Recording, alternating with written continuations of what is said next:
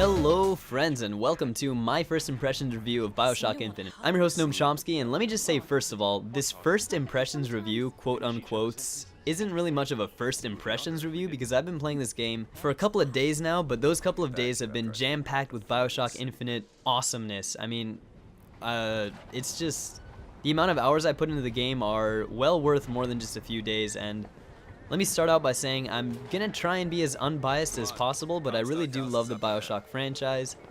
And I mean, even this game doesn't even relate to Bioshock 1 and 2. It's a completely different game. The only thing is, you know, relatively the same sort of gameplay style where it's shooting and using plasmids, but in this case they're called salts. And yeah, otherwise it's just its own game, and it's just really cool. A lot of cool new features, so I'm going to talk about the pros first, and then end off with the few cons that I have in this game, and then after that I'm just going to do a little out of 10 sort of score. One quick side note I want to say before we actually get started on the review is this gameplay is supposed to be very unspoilery. I chose it specifically. I played a long time, and I just chose this specific gameplay because it was a good showcase of the game, and because it didn't spoil any information of the plot. So yeah, without further ado, let's get started. The first and most blaringly obvious slap in the face feature of this game that I just absolutely love is the ambience. When you walk into Columbia, I was gonna say Rapture, but it's not called Rapture. When you walk into Columbia, you are just awe-stricken at the amazing detail they put into everything in this game. It's so fantastic. I can't believe people were actually able to make this game because there's just so much intricate detail in everything. You can just walk around the city and everybody's having their own little conversations. It's so cool. Like, you really feel like you're in a city in the sky, and just looking around, it's amazing. Every city is floating and they're all like individually detailed so that you just are immersed in the game. It's so awesome. And I mean, I'm running it on my PC. This is a $600 laptop. Laptops usually are more expensive than desktops for quality performance, and it ran it surprisingly well. I thought I was gonna have trouble like stuttering graphics and whatnot. I did have a little bit of trouble recording it because when you record something it takes a little bit more, you know, processing power and whatnot, and yeah, but so my $600 laptop was able to run it on high graphics at around 40 frames a second, which is really crazy, and I'm just amazed at how freaking beautiful this game is. Props to the developers for that. Alright, now the second most obvious change to the Bioshock gameplay is your new companion, whose name is Elizabeth, and time and time again, video games have gotten companions wrong. Like, do I even need to mention Resident Evil 4? Hopefully not. There's just an annoying girl who follows you around and whines, but I mean, I guess you wouldn't really consider her a companion because she doesn't help you, but Elizabeth is the best companion I've seen in any video game. Like, if you don't know where to go, she'll start leading. If you need help in battle, she'll throw you stuff. She's not going to kill anybody because that's not how her character works, but I mean, it's just so cool. Like, she is a military, like a tactical aid in your combat, and she never gets in your way. One really cool thing, and it's a minute thing, but if both of you are standing still and you walk towards her, she'll move out of your way. Like, I don't know how people haven't thought of that before, but how many times have you been playing like first-person shooters and games like that where it's like a four-man team and you're just stuck in a doorway because your teammate won't move? You're just like, it's so annoying, and Elizabeth just completely makes it awesome. And what else she does besides throwing you ammo and health and whatnot is she's able to open tears in the time-space fabric. I don't really know. Basically, she can summon other objects from alternate dimensions.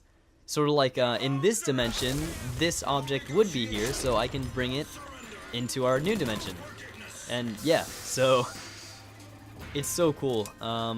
Let's see, what's next? Booker DeWitt.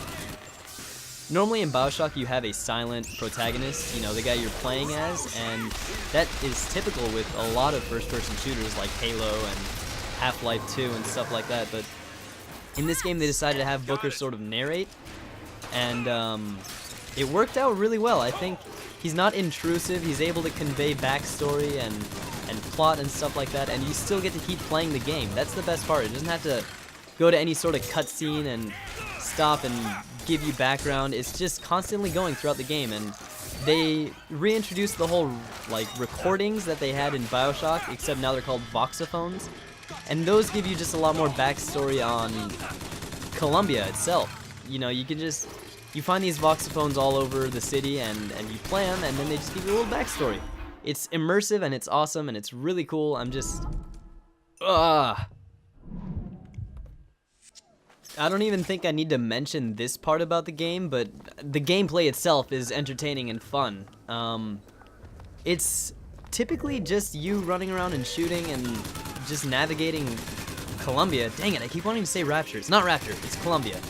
It's exploring Columbia and developing the story that really gets you hooked to this game, and I'm not saying the gameplay isn't fun, because the gameplay is so much fun, but that's not even the best part of the game. It's so, like, it's mind-boggling.